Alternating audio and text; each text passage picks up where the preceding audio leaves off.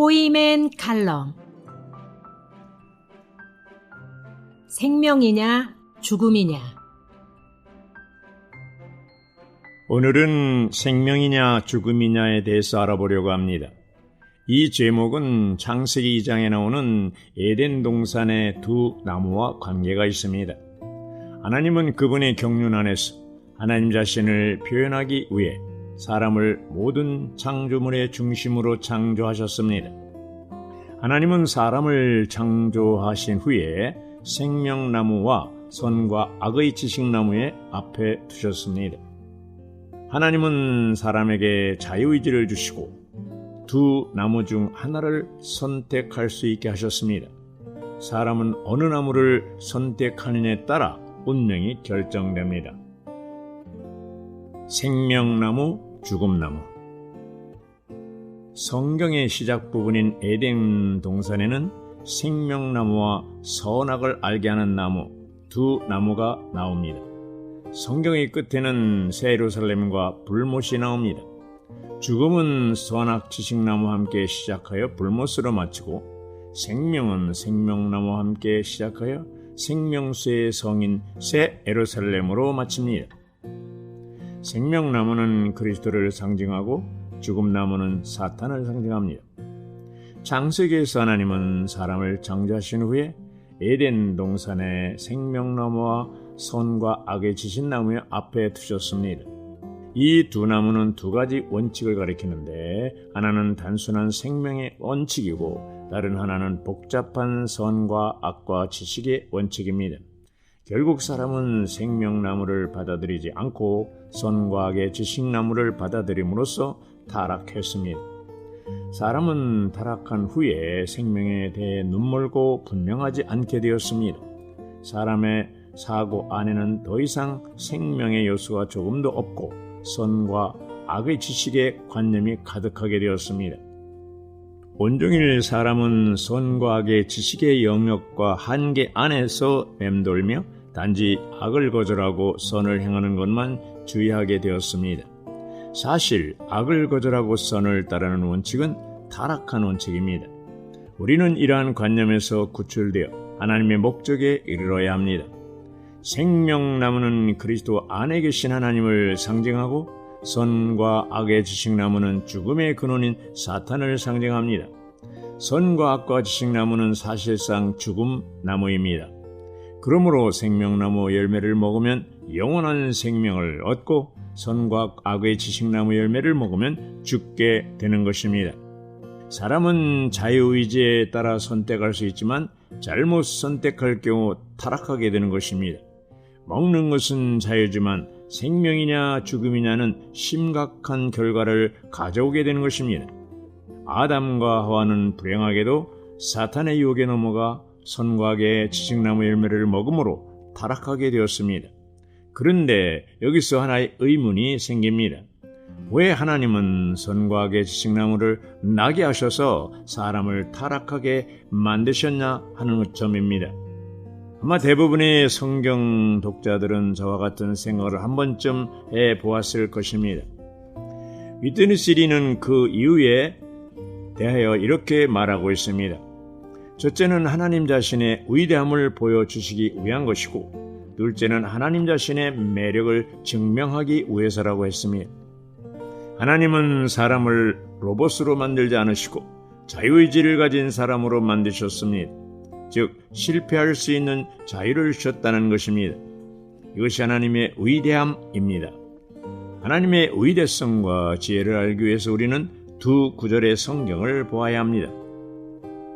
창세기 2장 9절, 동산 한가운데 있는 생명나무와 선과 악의 지식나무도 자라게 하셨다라고 말합니다. 그리고는 하나님께서 아담에게 이렇게 경고하셨습니다. 그러나 선과 악의 지식나무의 열매는 먹어서는 안 된다. 그것을 먹는 날에는 반드시 죽을 것이다. 하나님은 아담에게 경고하심으로 선과 악의 지식나무 열매를 먹지 않기를 바라셨습니다. 그런데 그 명령을 직접 듣지 못한 하와가 뱀의 유혹에 넘어가 죽음나무의 열매를 먹고 죽게 되었습니다. 생명이냐 죽음이냐. 오늘날 우리에게도 자유의지가 있고 선택권이 있습니다. 로마서 8장 6절은 육체에 든 생각은 죽음이지만 영에 든 생각은 생명과 평안입니다라고 말합니다. 여기서의 죽음은 육체의 죽음이 아니라 혼적인 죽음입니다. 로마서 8장에 있는 내용은 우리가 에덴 동산의 아담 부부처럼 어떤 선택을 매번 해야 하는 상황에 처해 있다는 것을 의미합니다. 육신에 둔 생각을 하느냐, 영에 둔 생각을 하느냐에 따라 생명이냐 죽음이냐라는 결과를 가져오는 것입니다. 여기에 언급된 죽음과 생명과 평안은 모두 느낌의 문제입니다. 죽음의 느낌은 우리가 죽음의 요소를 느끼도록 합니다. 죽음의 요소들은 약함, 공허함, 우울, 어둠, 고통입니다. 이것은 언제든지 약함과 공허함이 감지될 때 그것은 우리 안에 죽음이 있다는 뜻입니다. 언제든지 우리 안에 우울과 고통이 감지될 때 그건 역시 죽음이 우리 안에 있다는 것입니다. 언제든지 우리에게 어둠이 감지될 때 그것은 더욱 심한 죽음이 우리 안에 있다는 것입니다. 우리는 약함과 공허함과 우울과 어둠과 고통과 같은 부정적인 느낌들이 모두 죽음에 속한 것이고 또 그것들이 우리가 육체를 관심하는 데서 오는 결과라는 것에 대해 분명해야 합니다. 육체의 생각을 둘 때마다 우리는 즉시 이러한 죽음의 느낌을 갖게 될 것입니다. 그러므로 생명과 평온을 가져오기 위해서 우리는 영에 둔 생각을 해야 하는 것입니다.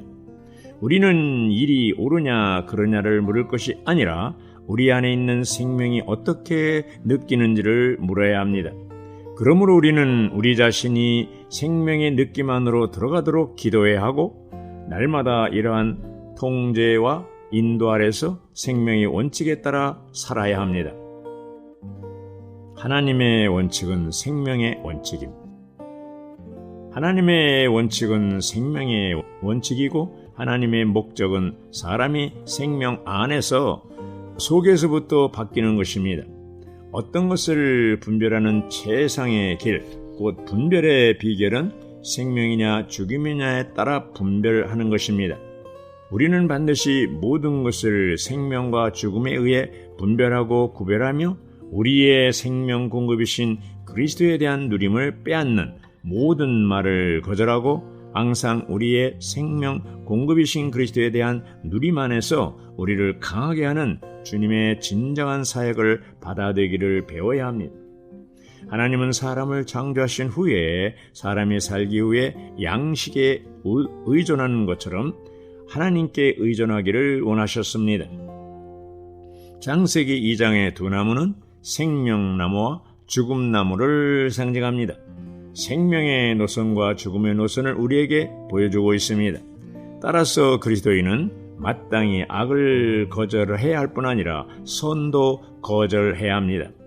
교회 생활의 표준은 악한 것을 처리하고 틀린 것을 처리하는 데 있을 뿐 아니라 선한 것을 처리하고 옳은 것도 처리하는 데 있습니다. 그 일이 옳더라도 생명에 어긋난 것이라면 표준에서 벗어난 것입니다.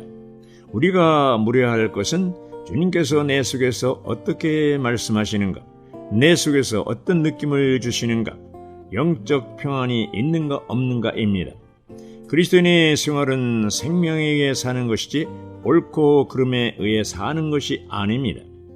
우리가 생명이 자라게 하려면 항상 우리 안에 생명의 느낌에 따라 살아야 합니다. 워치만니의 체험. 네 형제님은 주님을 섬기기 시작했을 때 악한 일에서 벗어났고 동시에 선한 일을 행하려고 노력했습니다. 사람들이 볼 때 악한 일을 하지 않고 선한 일을 하는 것은 진부한 것입니다. 그런데 문제가 있었습니다. 당시에 네 형제님은 형제님보다 나이가 많은 동역자 한 명과 늘 의견 대립이 있었습니다. 그들은 사적인 일로 다툰 것이 아니라 공적인 일로 다투었습니다. 네 형제님은 마음속으로 그 일은 잘못되었다. 만일 그 형제님이 그런 일을 행한다면 나는 맞서겠다라고 생각했습니다. 그러나 형제님이 어떻게 말해도 그 동역자는 듣지 않았고 항상 형제님보다 2살 많다는 이유를 들며 자신의 주장을 고집했습니다. 네 형제님은 할 수 없이 바보 자매님을 찾아가서 도움을 요청했습니다. 그런데 바보 자매님은 옳다고도 틀렸다고도 말하지 않았습니다. 자매님은 그 형제의 말을 듣는 것이 더 좋네라고 말했습니다. 이 형제님은 그 이유를 물었고 그 자매님은 마땅히 주님 안에서 나이 적은 사람이 나이 많은 사람의 말을 들어야 하네라고 말했습니다. 네 형제님은 주님 안에서 어린 사람이 옳을지라도 주님 안에 옳지 않은 연장자의 말을 들어야 합니까? 라고 물었습니다. 그녀는 웃으면서 자네가 그의 말을 듣는 것이 더 좋은 것일세 라고 말했습니다. 자매님은 오치마니에게 계속 말했습니다. 자네는 아직도 그리스도의 생명이 무엇인지 보지 못했는가? 자네는 몇 개월 전부터 자신이 옳고 그 형제는 틀렸다고 계속 말하는데 자네는 아직도 십자가를 알지 못하는가? 자네가 따지는 것은 옳고 그름이지만 나는 십자가의 생명을 말하는 것이니 네 형제님은 아직 생명이 무엇인지를 보지 못했던 것입니다. 그러므로 그 자매님은 네 형제님에게 자네는 이렇게 행하는 것이 옳고 나에게 이렇게 말하는 것이 옳다고 생각했을 것이네. 이것이 교리적으로는 다 옳은 것이지만 자네 속의 느낌은 어떠한가? 라고 물었습니다. 네 형제님은 그것이 교리적으로는 옳지만 생명의 원칙에서 벗어난 것임을 깨닫게 되었습니다. 그날부터 네 형제님은 빛을 보기 시작했고 점차 하나님의 앞에서 생명의 원칙을 따르는 것인지 옳고 그름의 원칙을 따를 것인지를 분별하게 되었습니다. 생명의 느낌, 죽음의 느낌. 생명의 느낌은 생명나무에서 나오고 죽음의 느낌은 지식나무, 즉 죽음나무에서 나옵니다.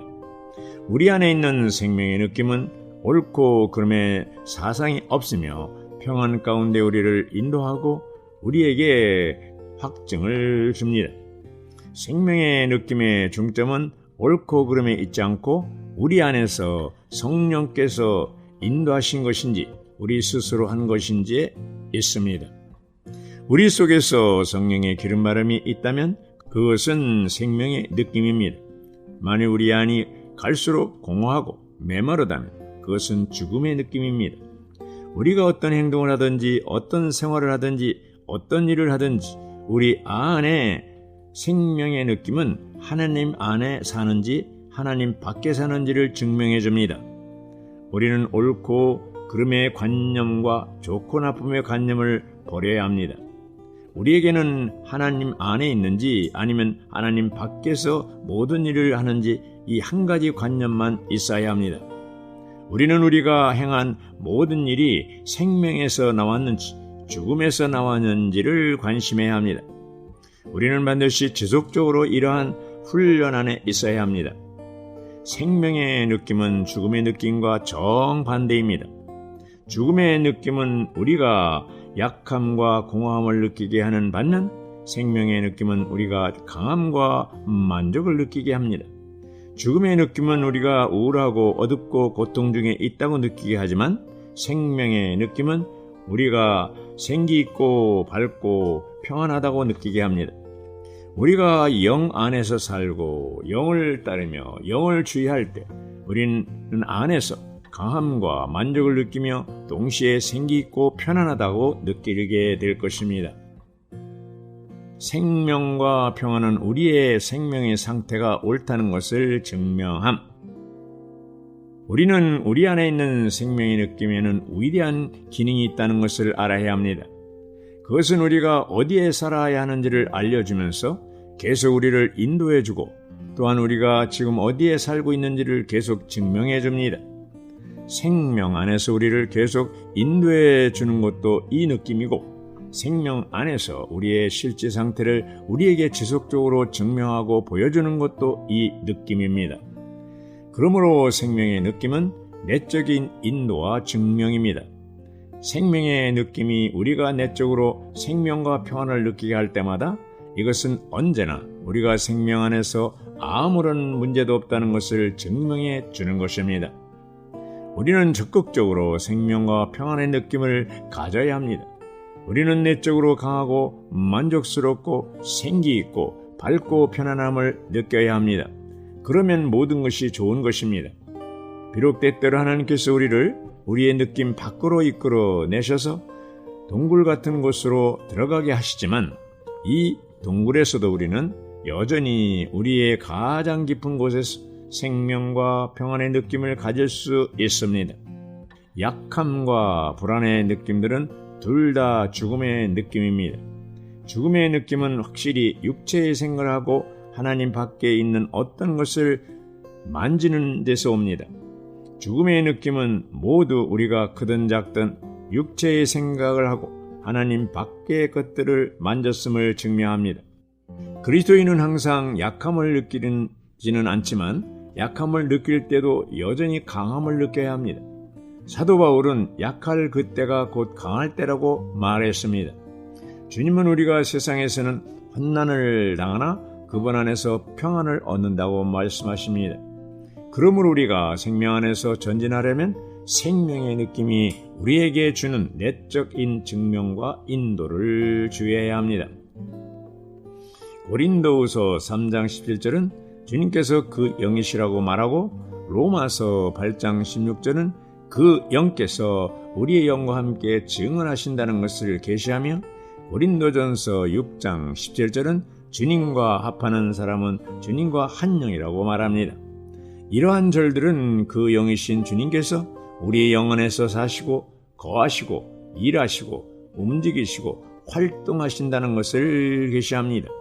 우리가 실질적인 방식으로 주님을 알고 우리의 일상생활에서 그분을 체험하기를 갈망한다면 우리의 영을 분별하는 것을 배워야 합니다. 우리는 매일 매순간 연합된 영을 따라 살고 행해야 합니다. 왜냐하면 주님께서 그 영으로서 우리의 영안에 살고 계시기 때문입니다. 아멘.